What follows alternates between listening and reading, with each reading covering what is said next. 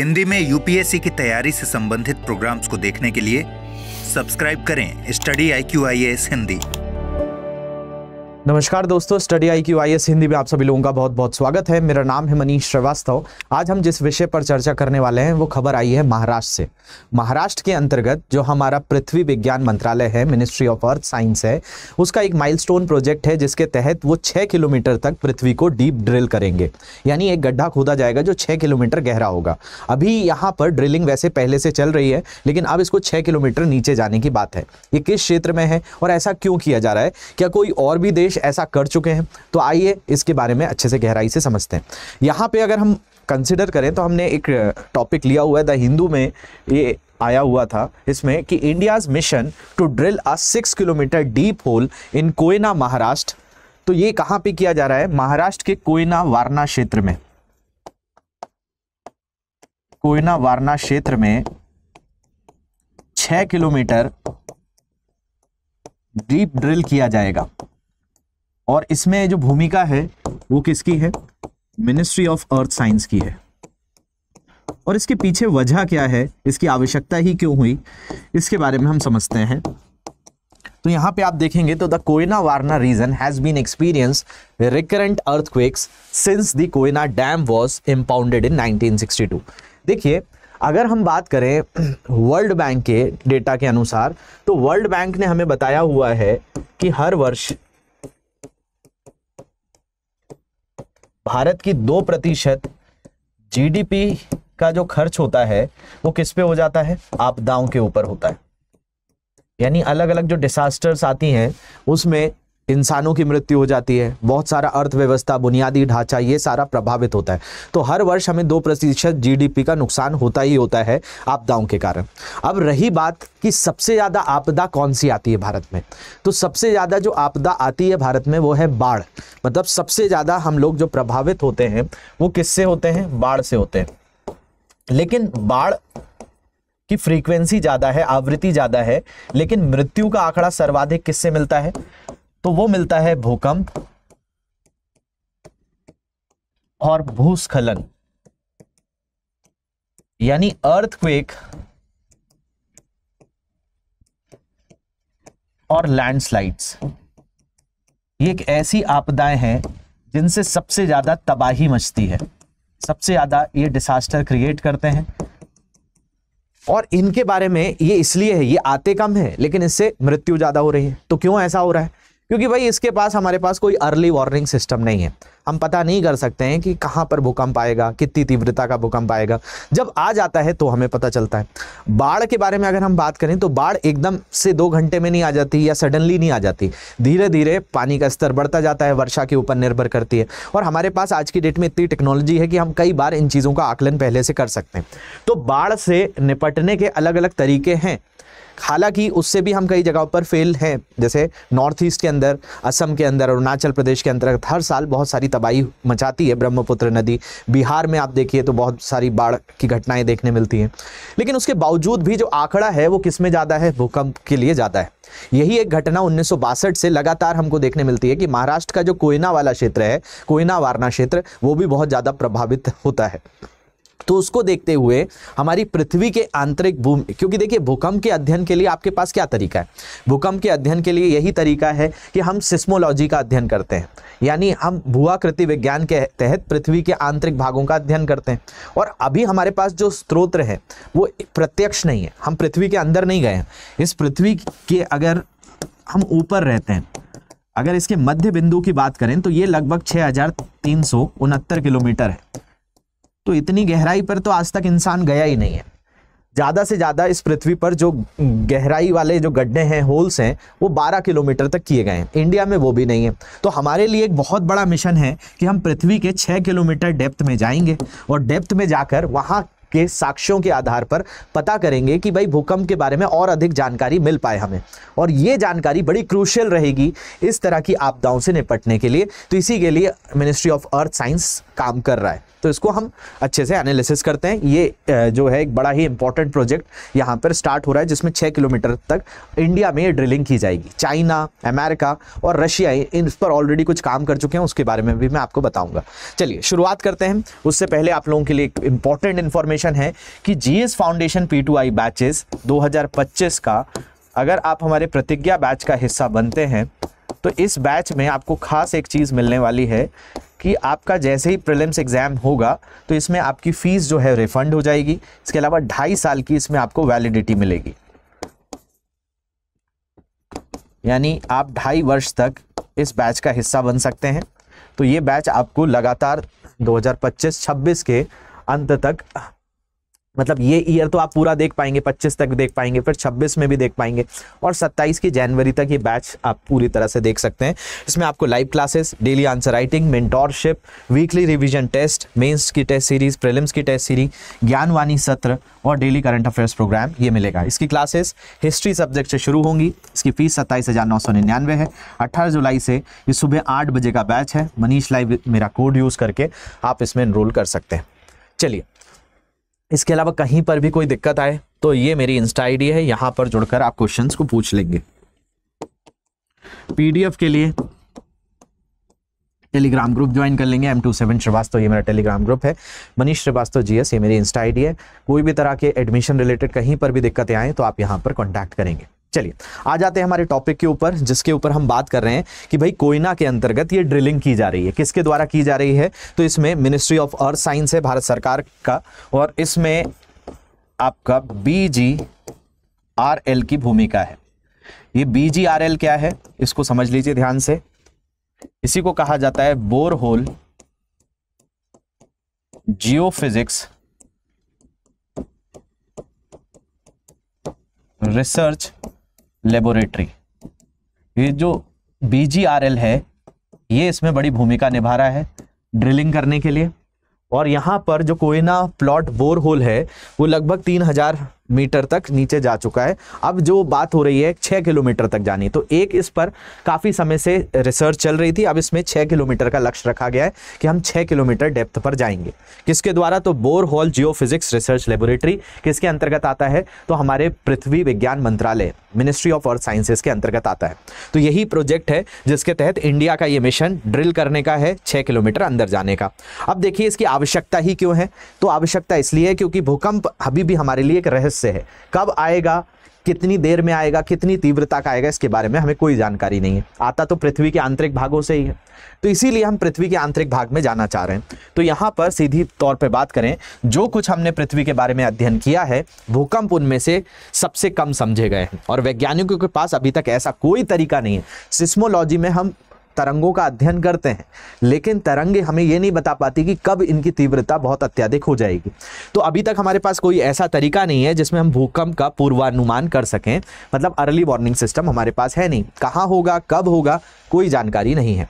इसके अलावा हम जानते हैं कि टेक्टोनिक प्लेट्स की सीमाओं पर शक्तिशाली भूकंप आते हैं जो रिक्टर स्केल पर 7.5 से अधिक होते हैं। तो लगभग निश्चित रूप से अगर कहीं पर भूकंप आ रहा है और रिक्टर स्केल पर उसकी जो इंटेंसिटी है, तीव्रता है 7.5 से अधिक है, तो मानकर चलिए बहुत ज्यादा वो तबाही मचाएगा। तो निश्चित रूप से बुरा हानि और जीवन की हानि से जुड़ा होता है। तो इस कारण ही ये सारी चीजें हमारे लिए अभी भी रहस्य बनी हुई हैं। समुद्र में यही भौतिक घटनाएं सुनामियों को ट्रिगर करती हैं। तो वही भूकंप जब समुद्र के अंदर आता है तो सुनामी शब्द बन जाता है। वैसे सुनामी जो शब्द है जापान के द्वारा दिया गया है। दूसरी अगर हम बात करें तो प्लेट के अंदर होने वाले, अब इस पृथ्वी पर बड़ी बड़ी 7 प्लेटें हैं, कई छोटी प्लेटें भी हैं। जैसे भारत इंडियन ऑस्ट्रेलियन प्लेट का हिस्सा है जो जुड़ा हुआ है हिमालय वाले बिंदु से यूरेशियन प्लेट से। इसलिए बहुत सारे जब भूकंप भारत के अंतर्गत आते हैं तो उनमें एक बहुत बड़ा केंद्र जो है हिमालय का क्षेत्र रहता है, नेपाल रहता है, कई बार अफगानिस्तान के अंतर्गत देखिए आप। इसके अलावा कुछ और भी क्षेत्र हैं, मैं अभी आपको मैप के जरिए बताऊंगा भारत के कौन कौन से सिस्मिक जोन्स हैं। तो प्लेट के अंदर होने वाली सामान्य भूकंपों का पूर्वानुमान करना अधिक चुनौतीपूर्ण होता है प्लेट के अंदर जाकर, क्योंकि ये अपेक्षित स्थानों पर होते हैं और अधिक आबादी वाले आवासीय क्षेत्रों में हो सकते हैं। अब जितने क्षेत्रों में भूकंप आते हैं वहां जाकर अध्ययन करना, वो प्लेट का अध्ययन करना पड़ेगा। मतलब ये भूकंप की जो तीव्रता है वो आ कहां से रही है? पृथ्वी के आंतरिक क्षेत्र से आ रही है, उसमें तरंगे जो उठ रही हैं। अब उसके लिए अब जैसे किसी क्षेत्र में जहां भूकंप आया है, तबाही मच गई है, वहां पर जाकर स्टडी करना और बड़ा दिक्कत होती है, क्योंकि ऑलरेडी वहां पर तबाही मच चुकी है, लोगों की जान जा चुकी है। अब हम वहां रिसर्च करेंगे तो बड़े मुश्किल होता है। इसीलिए कोयना के क्षेत्र को आइडेंटिफाई करके वहां पर ड्रिलिंग की जा रही है। दूसरी अगर हम बात करें, इसलिए वैज्ञानिक गहरी ड्रिलिंग पृथ्वी विज्ञान में प्रगति के एक अभिनव उपकरण है। तो इस कारण हम चाहते हैं कि भाई पृथ्वी की गहराई में जाएं, ड्रिलिंग करें और वहां से जो साक्ष्य मिले उसके आधार पर हम भूकंप के बारे में जो रहस्य बना हुआ है उसके बारे में कुछ नई जानकारियां जुटाएं, जिससे हम मानव को इतनी हानि को बचा सकें। ऐसे वैज्ञानिक परियोजनाएं जैसे कि संयुक्त राज्य अमेरिका, यूएस, रूस, जर्मनी ने 1990 के दशक में की थी। ये ऑलरेडी देश 1990 में पृथ्वी के अंदर जा चुके हैं। हाल ही में 2023 में चीन ने भी अपनी गहरी ड्रिलिंग मशीन की रिपोर्ट्स दी थी और अब भारत काम कर रहा है। चाइना ने लगभग 12 किलोमीटर तक ये ड्रिलिंग करी थी और इंडिया कितना करने जा रहा है? 6 किलोमीटर की ड्रिलिंग करने जा रहा है। और ये किस क्षेत्र की बात की जा रही है? तो ये कोयना क्षेत्र है। महाराष्ट्र के अंतर्गत ये कोयना वाला क्षेत्र आ जाता है, कोयना वारणा क्षेत्र। इसको यहाँ पे इस तरीके से डीप ड्रिल किया जा रहा है। तो कोयना में ड्रिलिंग की बात करें तो महाराष्ट्र के पश्चिमी राज्य में 3051 फीट, लगभग 930 मीटर एक पर्वत चुना गया, एक पहाड़ चुना गया है जो तूफानी हवाओं से घिरा हुआ है। इसके चारों ओर पवन ऊर्जा के फॉर्म है, यानी विंड मिल्स लगी हुई हैं और नम्न हरे जंगल हैं जिसमें एशियाई मृग, हिरण रहते हैं, जंगली सुअर रहते हैं, हिरण पाए जाते हैं। ये सारी चीज़ों से घिरा हुआ है। इसी के बीच में ये स्थान चुना गया है जहाँ पर ड्रिलिंग करेगा। मतलब ड्रिलिंग तो यहाँ पर कई समय से चल रही है, लेकिन अब यहाँ पर 6 किलोमीटर नीचे जाया जाएगा। और इससे भी महत्वपूर्ण बात यह है कि स्थान कोयना से लगभग 10 किलोमीटर दूर है, जहां 1967 में 6.3 तीव्रता का विनाशकारी भूकंप आया था। तो इसलिए इस स्थान को चुना गया है क्योंकि ऑलरेडी ये एक अर्थक्वेक प्रोन रीजन है।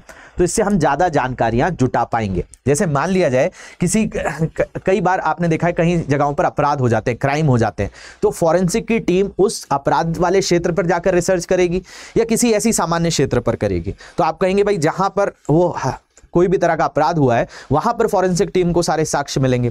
तो इसीलिए ये जगह इसलिए चुनी गई है क्योंकि यहाँ ऑलरेडी भूकंप काफी समय से आ रहे हैं। ये एक अर्थक्वेक प्रोन रीजन है। 1967 में यहाँ 6.3 तीव्रता का विनाशकारी भूकंप आया था और इससे पहले एक बड़ा ही जल विद्युत यहाँ पर बांध भी बनाया गया था। तो एक डैम के बनाने के कारण ये घटना हुई थी। तो इसको और आसानी से स्टडी करने के लिए ये स्थान चुना गया है। इसमें भूकंप में 177 लोग मारे गए थे, 2000 से ज़्यादा लोग घायल हुए थे और व्यापक क्षति और विनाश हुआ था। कौन सा रीजन है? तो ये महाराष्ट्र में आपको ये थोड़ा सा डार्क जो रीजन देखने मिल रहा है यही है कोयना वायरना रीजन। वैसे आपको जितने ये क्षेत्र बहुत गहरे लाल रंग के दिख रहे हैं या थोड़ा सा मरून रंग हम बोल सकते हैं, ये ऐसे क्षेत्र हैं जैसे जम्मू कश्मीर के अंतर्गत, हिमाचल प्रदेश के अंतर्गत, हिमालय वाले उत्तराखंड में, यहाँ बिहार के अंदर और ये पूरा नॉर्थ ईस्ट, ये ऐसे क्षेत्र हैं जो सिस्मिक तौर पर सबसे ज्यादा अलर्ट वाले क्षेत्र हैं। यहाँ भूकंप आने की सर्वाधिक संभावना हो जाती है। फिर दूसरे स्थान पर यही कच्छ वाला रीजन है, यहाँ पर भूकंप आ चुका है। और ये वाला जो क्षेत्र है जो थोड़ा सा हल्का मरून है, ये उसके बाद है। इसको जोन 4 की श्रेणी में रखा जाता है और ये जो एकदम गहरे लाल है तो जोन 5 में है। लेकिन ये जो कोयना का क्षेत्र हम बोल रहे हैं जहां पर ये ड्रिलिंग चल रही है, कोयना वारणा क्षेत्र कहलाता है, ये महाराष्ट्र में है। तो इस कोयना रीजन के अंतर्गत यहां पर ड्रिलिंग करके सारे साक्ष्य को जुटाना है और उसके आधार पर जैसे चाइना ने किया, जैसा जर्मनी ने किया, जैसा रशिया ने किया, जैसे यूएस ने किया, अर्थ के अंदर जाकर स्टडी करना और उस रीजन के बारे में स्टडी करने के बाद अर्थक्वेक को आसानी से समझना, ये पूरा लक्ष्य है। तो कोयना में ड्रिलिंग जो है पहाड़ बिजली पैदा करने के लिए भी, जलाशय बनाने के लिए आदर्श स्थान है। लेकिन पृथ्वी के छिद्रों में पानी का दबाव बढ़ सकता है और क्रस्ट को खतरे तक का स्तर तक तनाव दे सकता है। तो देखिए, आप सीधे तौर पर जब भी बात करते हैं ना भूकंप वगैरह की, तो इसमें विशेष तौर पर ये जो पृथ्वी है, इस पृथ्वी का जो मध्य बिंदु है वो आपका जिस स्थान पर आप रहते हैं ये स्थल मंडल कहलाता है।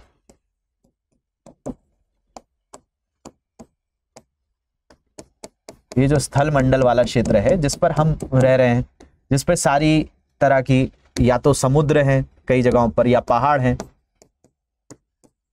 या मैदान हैं, या पहाड़ियां हैं, ये वाला क्षेत्र है। और इसी के अंदर जब ये स्थल मंडल या इसी को भूरपट्टी भी कहा जाता है, क्रस्ट भी कहा जाता है, और इसके अंदर जो भाग है इसी का नाम है एस्थेनोस्फेयर। ये एस्थेनोस्फेयर में बताया जाता है मैग्मा भरा हुआ है। यही मैग्मा जब बाहर निकल कर आता है तो लावा कहलाता है। एकदम बीचों बीच वाला जो क्षेत्र है इसी को कोर क्षेत्र कहा जाता है और ये वाला क्षेत्र मेंटल वाला होता है। तो यहां पर इसके अंदर जाकर हम समझ पाएंगे कि नीचे से क्या प्रभाव आया और उसका क्या असर हुआ। तो इसीलिए क्या किया जा रहा है, ये वाला जो कोयना में ड्रिलिंग है यहां पर कि भाई क्रस्ट वाला जो क्षेत्र है जो जुड़ा हुआ है स्टेनोस्फीयर से, उस पर कितना दबाव पड़ रहा है, क्योंकि यहाँ डैम बनाया गया था, उसी कारण यहाँ भूकंप आया था। तो क्रस्ट के खतरे के स्तर के तनाव दे सकता है।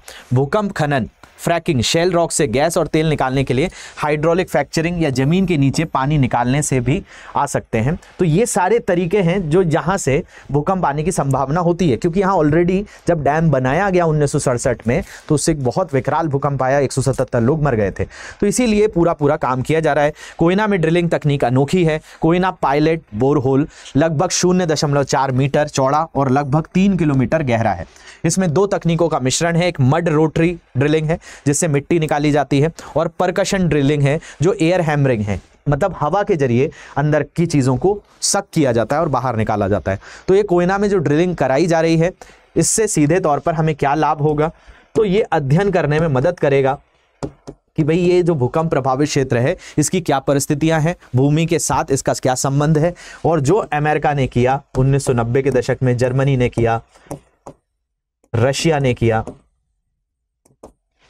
चाइना ऑलरेडी 12 किलोमीटर तक ड्रिल कर चुका है अर्थ को, तो उसी क्रम में 2024 में मिनिस्ट्री ऑफ अर्थ साइंस ने डिक्लेयर किया है कि हम 6 किलोमीटर डेप्थ पे जाएंगे।